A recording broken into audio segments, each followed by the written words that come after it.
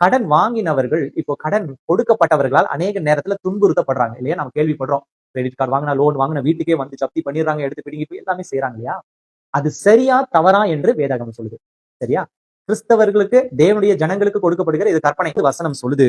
பிறனுக்கு நீ ஏதாகிலும் கடன் கொடுத்தால் அவன் கொடுக்கும் அடகு வாங்க நீ அவன் வீட்டிற்குள் பிரவேசிக்க வேண்டாம். ஹல்லேலூயா. ஒருத்தனுக்கு நீங்க கடன் கொடுக்குறீங்க, அந்த கொடுத்திருக்கிற காரியத்தை திரும்பி எடுக்க நீ என்ன செய்யக்கூடாதான்? அவனுடைய வீட்டிற்கு போகக்கூடாது. எத்தனை பேர் போறீங்க?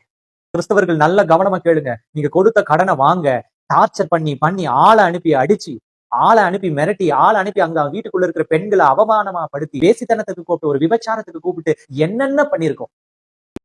இந்த செய்தியை நீங்க கேட்டுட்டு இருக்கீங்களா? இந்த செய்தி உங்களுடைய இருதயத்தில் குத்துதா? ஒருவேளை நீங்கள் இப்படிப்பட்ட காரியத்தில் ஈடுபட்டவர்களா? இதை செய்தீர்களா? மனம் திரும்புங்கள்.